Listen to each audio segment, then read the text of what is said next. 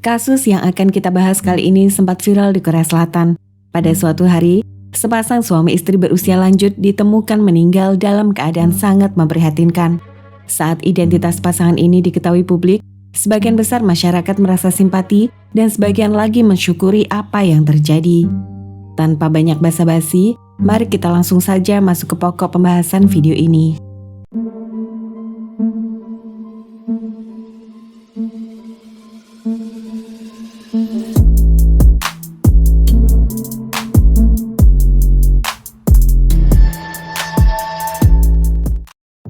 Pada video kali ini, mari kita berkunjung ke kota Anyang yang berada di Provinsi Gyeonggi, Korea Selatan. Anyang adalah sebuah kota kecil yang berada di bagian selatan kota Seoul. Kota yang berpenduduk sekitar 600.000 jiwa dikenal sangat aman karena memiliki tingkat kriminalitas relatif rendah dibanding kota lain di Korea Selatan. Sampai suatu hari pada tanggal 16 Maret 2019, kantor polisi kota Anyang menerima panggilan telepon dari seorang pria. Pria yang mengaku bernama Lee Hee-moon ini mengaku tidak bisa menghubungi orang tuanya selama 2 minggu terakhir dan minta bantuan polisi memeriksa apartemen tempat tinggal orang tuanya. Setelah menerima panggilan itu, 2 petugas polisi langsung mendatangi alamat apartemen yang diberikan. Setibanya di sana, polisi mengetuk pintu beberapa kali, tapi tidak ada jawaban atau ada orang yang membukakan pintu. Petugas lalu coba memasukkan nomor kunci pintu digital yang diberikan putra pemilik apartemen, tapi selalu gagal. Nomor kunci digital itu sepertinya sudah diganti karena pintu tidak dapat dibuka sama sekali. Pintu akhirnya didobrak secara paksa agar petugas bisa masuk ke dalam apartemen. Setelah pintu terbuka, ruangan apartemen terlihat dalam keadaan rapi dan semua barang pada tempatnya. Hal yang sedikit ganjal adalah komputer dalam keadaan menyala. Memberi kesan seseorang baru saja menggunakan komputer itu dan meninggalkan begitu saja. Tapi masalahnya, tidak ada orang sama sekali di dalam apartemen itu. Pada saat bersamaan, tercium bau yang sangat menyengat dari dalam ruangan kamar tidur. Para petugas kemudian masuk ke dalam kamar untuk mencari sumber bau. Kondisi kamar juga terlihat dalam keadaan rapi. Setelah mencari beberapa saat, mereka akhirnya membuka lemari pakaian dan menemukan pemandangan yang mengerikan. Di dalam lemari terdapat jasad seorang wanita dalam keadaan sangat memprihatinkan. Setelah mendapat konfirmasi dari pihak keluarga, pihak kepolisian dapat memastikan jasad wanita yang ditemukan ternyata adalah istri pemilik apartemen. Wanita yang malang itu bernama Hwang Sun-ja berusia 58 tahun. Suaminya bernama Lee Dok-soo berusia 61 tahun. Melihat dari kondisi jasad, polisi memperkirakan Hwang Sun-ja telah meninggal lebih dari 2 minggu lamanya. Sedangkan suaminya Lee Dok-soo tidak diketahui di mana keberadaannya. Dari sini, polisi curiga mungkin saja Lee yang telah menghabisi nyawa istrinya. Tapi kecurigaan polisi tersebut dibantah putranya karena menurut pemuda ini, kedua orang tuanya memiliki hubungan sangat dekat dan tidak pernah bertengkar. Lalu pertanyaannya, di mana keberadaan Lee Dok-soo? Mengapa dia hilang dan tidak ada di apartemen? Lee Dok-soo dan Hwang Sun-ja ternyata mereka memiliki 2 orang putra. Putra pertama bernama Lee Hee-jin, lahir pada bulan April 1986, dan si bungsu bernama Lee Hee-moon, berusia 2 tahun lebih muda dari kakaknya. Keluarga ini tinggal menetap di kota Anyang. Meskipun tidak kaya, tapi mereka hidup berkecukupan dan bahagia. Setelah tamat SMA, si sulung Lee Hee-jin mendaftarkan diri menjadi tentara nasional karena sejak kecil dia bercita-cita ingin menjadi tentara profesional dan meniti karir di bidang kemiliteran. Sayangnya, karena kondisi kesehatan yang tidak memadai, Lee Hee-jin akhirnya harus mengundurkan diri dari tentara. Pada tahun 2012, setelah menjadi warga biasa, Lee Hee-jin mulai terjun dalam bidang investasi saham dan sering diundang tampil dalam berbagai seminar atau acara yang membahas tentang investasi. Lee memperkenalkan dirinya lulusan universitas ternama dan pakar dalam bidang investasi saham. Dia juga mendirikan beberapa perusahaan investasi menggunakan nama orang tua dan adiknya. Lee Hee-jin mengklaim keberhasilannya dalam investasi membuat dia memiliki harta kekayaan sebanyak ratusan miliar won. Di sosial media, Lee Hee-jin juga aktif memposting foto dirinya dalam kemewahan. Di Instagram, Lee sering memposting foto uang tunai yang dimilikinya, koleksi jam tangan mahal, dan koleksi mobil mewah pribadi seperti Lamborghini Aventador, Rolls-Royce Ghost, Bugatti Veyron, dan mobil supercar lainnya. Pada saat bersamaan, nama Lee semakin populer karena sering tampil dalam program televisi berjudul Investor. Lee diundang televisi sebagai pakar untuk membagi pengetahuan investasi pada masyarakat. Menurut Lee, orang bisa mendapatkan keuntungan ratusan kali lipat bila menaruh uang dalam bentuk saham. Penampilannya yang meyakinkan, didukung dengan keterampilannya dalam berbicara, akhirnya membuat orang percaya dan tertarik padanya. Lee Hee-jin lalu memanfaatkan ketenarannya untuk menarik investor berinvestasi melalui perusahaan yang dipimpin oleh dirinya bersama dengan adiknya dengan menjanjikan pembagian keuntungan yang tinggi setiap bulannya. Lee juga membuka program membership dengan biaya 990.000 won atau sekitar 11 juta rupiah per bulan, di mana setiap member memperoleh akses langsung berkonsultasi dengan dirinya dan mendapat tips investasi saham. Lee Hee-jin tinggal di apartemen mewah seluas 800 meter persegi di daerah Distrik Gangnam, kawasan elit dan pusat hiburan di kota Seoul, tempat tinggal para sosialita, kaum jet set dan orang kaya Korea Selatan. Di apartemennya yang luas, terdapat kolam renang indoor dan dilengkapi bioskop pribadi senilai 1 miliar won atau sekitar 11 miliar rupiah. Sejalan dengan keberhasilannya memiliki banyak uang, Lee juga berhasil menggait model wanita cantik bernama Bang Seo-jin menjadi pacarnya. Bang Seo-jin merupakan ambasador beberapa brand kecantikan dengan jutaan followers di Instagram. Perempuan cantik ini kemudian dijadikan direktur di beberapa perusahaan miliknya. Pada tahun 2016, perusahaan investasi yang dimiliki Lee akhirnya mulai bermasalah. Banyak orang mulai komplain karena tidak mendapatkan pengembalian keuntungan seperti yang dijanjikan. Yang lebih parah, para investor juga tidak dapat menarik kembali uang investasi yang pernah mereka tanamkan dalam perusahaan. Setelah mendapat laporan dari masyarakat, polisi langsung melakukan investigasi. Mereka mendapati perusahaan milik Lee ternyata berdomisili di luar negeri dan tidak memiliki aset ratusan miliar won. Sebagian besar mobil mewah dan apartemen yang dia pamerkan di sosial media ternyata aset sewaan dan bukan pribadi miliknya. Dalam penyelidikan, polisi menduga Lee melakukan penipuan jual beli saham untuk kepentingannya sendiri. Dan dari triliunan uang investasi, Lee Hee-jin dituduh telah mengambil keuntungan 20 miliar won atau sekitar 221 miliar. Saat ditangkap, Lee mengaku tidak memiliki uang.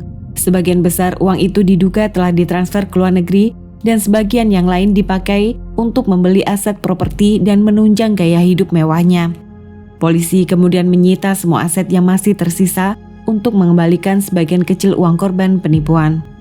Pada tanggal 5 September 2016, Lee Hee-jin akhirnya resmi ditahan dengan dakwaan penipuan dan menjalankan perusahaan investasi tanpa izin resmi dari pemerintah Korea Selatan. Setelah menjalani beberapa kali persidangan, Lee dinyatakan bersalah dan dijatuhi hukuman 3 tahun 6 bulan penjara. Lee Hee-moon, adiknya, juga dinyatakan bersalah turut serta membantu kakaknya melakukan penipuan dan dijatuhi hukuman 2 tahun 6 bulan penjara. Setelah berada dalam tahanan, banyak investor yang kehilangan uang mencari tahu nama orang tua dan tempat tinggal mereka. Orang-orang ini lalu mendatangi tempat kediaman Lee Dok-soo dan Hwang Sun-ja di Anyang, berharap suami istri ini bersimpati dan mengembalikan uang mereka yang hilang. Tapi sayangnya, Lee Dok-soo dan istrinya tidak peduli, sehingga menimbulkan kebencian banyak orang. Berita mengenai kasus ini mendapat liputan luas di media dan menjadi pembicaraan masyarakat. Apalagi setelah identitas keluarga korban diketahui, pendapat masyarakat menjadi terpecah. Sebagian merasa kasihan dan simpati, sebagian besar lagi merasa kejahatan ini memang sudah sepatasnya terjadi pada keluarga korban. Setelah mewawancarai orang yang tinggal di sana, polisi akhirnya mendapat titik terang dalam kasus ini. Salah seorang tetangga mengaku beberapa hari yang lalu, mereka melihat beberapa karyawan jasa pindahan rumah sibuk mengangkut keluar furniture dari unit apartemen pasangan tua itu. Tetangga ini mengira mereka akan pindah dan datang untuk menyapa. Tapi anehnya, dia tidak melihat pasangan suami istri Lee dalam proses pindahan itu. Polisi lalu memeriksa rekaman kamera CCTV apartemen untuk memeriksa aktivitas selama 1 bulan terakhir. Pada tanggal 25 Februari 2019 sekitar pukul 4 sore, Lee Dok-soo dan istrinya terlihat berjalan kaki masuk ke dalam komplek apartemen. Ini adalah pemandangan terakhir pasangan suami istri ini terlihat dalam keadaan hidup. Dalam rekaman kamera CCTV juga terlihat 4 pria mencurigakan masuk ke dalam komplek apartemen 15 menit sebelum pasangan suami istri Lee pulang. 3 dari 4 pria tersebut terlihat meninggalkan komplek apartemen sekitar pukul 10 malam. Sedangkan 1 orang lagi baru pergi dari sana sekitar pukul 10 pagi keesokan harinya. Oleh karena itu, polisi langsung menetapkan keempat orang itu jadi tersangka dan memburu keberadaan mereka. 2 hari kemudian, polisi akhirnya berhasil mengidentifikasi 1 dari 4 pria itu. Pada tanggal 18 Maret 2019 saat tersangka mengunjungi sebuah toko swalayan, dia tidak sadar beberapa polisi berpakaian preman sudah mengikutinya sejak keluar dari tempat persembunyiannya. Setelah selesai dari kasir dan ingin pergi, 3 orang polisi tiba-tiba langsung masuk dan minta pria ini memperlihatkan kartu identitas. Pria ini langsung diringkus setelah para petugas yakin dialah orang yang diburu selama hampir 3 minggu terakhir. Pria itu bernama Kim Daun, kelahiran tahun 1984. Saat duduk di bangku sekolah menengah, Kim dikabarkan hobi berkelahi dan pandai seni bela diri taekwondo. Singkat cerita, pada tahun 2009 setelah lulus kuliah, Kim lalu pergi berangkat ke Amerika Serikat untuk melanjutkan kuliah mengambil gelar master. Setelah selesai kuliah, Kim memilih tinggal menetap di Amerika dan menjalankan bisnis penyewaan kapal pesiar. Dia kemudian mendapat pasangan, menikah dan memiliki seorang anak. Sayangnya, bisnis yang dijalankan akhirnya mengalami kebangkrutan dan terlilit banyak hutang. Semua ini berimbas buruk pada hubungan pernikahannya. Pada tahun 2017, Kim akhirnya bercerai dengan istrinya dan pulang ke Korea seorang diri. Setelah berada kembali di Korea, Kim kesulitan mendapat pekerjaan. Dia tenggelam dalam depresi karena tidak punya uang sama sekali dan tinggal seorang diri. Sebagian besar teman-temannya bahkan memandang rendah padanya. Setelah berita mengenai kasus penipuan saham yang dilakukan Lee Hee-jin dan adiknya diberitakan luas di media, Kim adalah satu dari jutaan orang yang mengikuti kasus ini. Kim sebagian dari banyak orang yang yakin meskipun aset kedua kakak beradik ini sudah disita polisi, tapi orang tuanya mungkin masih memiliki banyak uang. Kim langsung memiliki ide jahat untuk merampok pasangan tua itu. Dia lalu memposting lowongan kerja di internet untuk mencari orang yang bersedia menemaninya menagih hutang. 2 hari kemudian, seorang warga negara China yang tinggal di Korea menghubungi Kim dan menyanggupi permintaan itu. Lalu pada tanggal 23 Februari 2019, Kim mendatangi tempat kediaman Lee Dok-soo dan istrinya di malam hari dan menaruh alat pelacak di bawah mobil mereka. Dengan menaruh alat ini, Kim dapat melacak keberadaan lokasi kendaraan secara online untuk memastikan posisi pasangan suami istri ini berada. 2 hari kemudian, Kim beserta 3 orang bayaran mendatangi tempat kediaman Lee Dok-soo dan istrinya saat mereka berada di luar apartemen. Mereka berempat lalu menunggu di depan unit apartemen sampai suami istri ini pulang. 15 menit kemudian, keduanya secara kebetulan tiba di apartemen. Keempat orang ini langsung memaksa keduanya masuk ke dalam apartemen, mengikat tangan dan mulut mereka. Pasangan lanjut usia ini kemudian mendapatkan penyiksaan dan dipaksa memberitahu di mana mereka menyimpan uang. Setelah menderita cukup parah, pasangan tua ini akhirnya harus kehilangan nyawa mereka. Sebelum pergi dari sana, mereka menemukan sebuah tas tangan. Dan saat dibuka, tas itu ternyata berisi uang tunai 500 juta won atau sekitar 5,5 miliar rupiah. Mereka lalu membagi uang itu. Dan 3 warga negara China yang pergi dari apartemen pukul 10 malam langsung pulang ke China pada keesokan harinya. Kim kemudian menyewa sebuah gudang kosong di luar kota dan mengangkut lemari es yang berisi jasad Lee Dok-soo ke gudang yang dia sewa dengan menggunakan jasa pindahan rumah. Tapi karena frustasi dan takut ketahuan orang bila sering datang ke sana, Kim akhirnya meninggalkan jasad istri Lee begitu saja di dalam lemari pakaian. Setelah itu, Kim menggunakan ponsel Hwang Suja berpura-pura sebagai korban.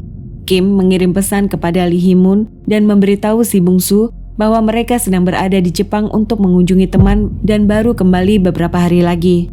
Keesokan harinya, Kim mengirim pesan lagi dan memberitahu Lee Hee-moon bahwa ada seorang teman membawa makanan dan menaruhnya di depan pintu apartemen. Kim lalu meminta si bungsu datang ke apartemen dan menaruh makanan itu ke dalam lemari es. Setelah menerima pesan itu, Lee Hee-moon datang bersama dengan kekasihnya ke apartemen.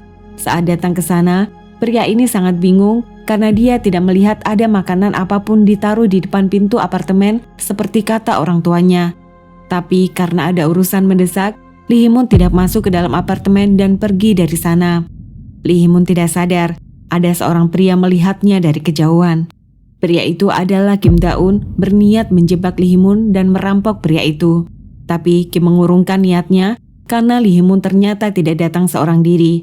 Bila datang sendiri, kemungkinan nyawa pria ini akan bernasib sama dengan orang tuanya.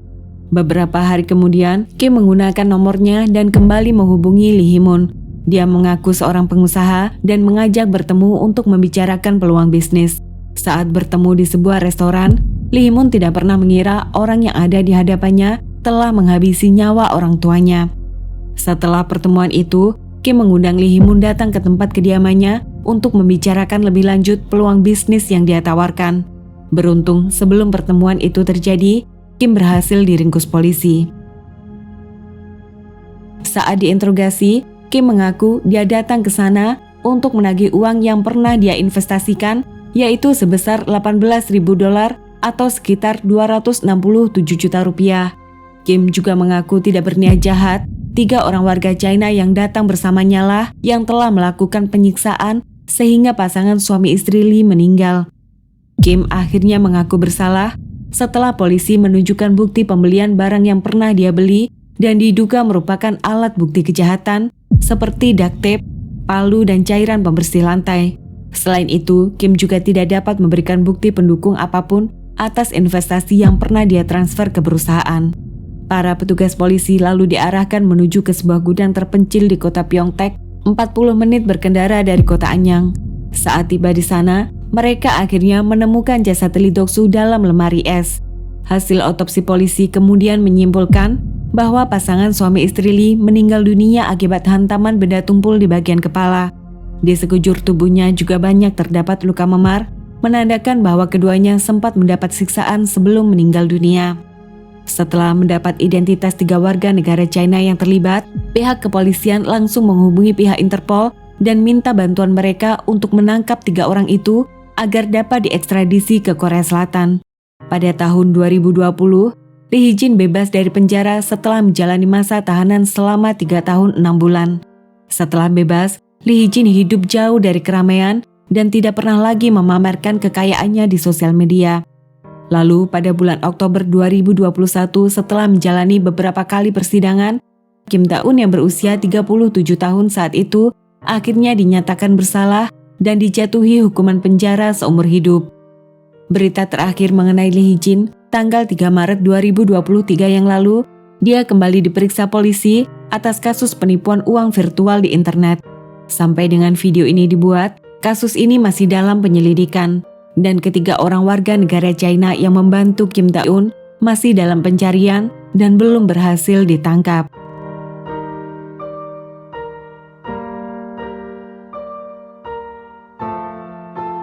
Oke everyone, sampai di sini dulu cerita kali ini. Terima kasih sudah menonton video ini and see you on the next one.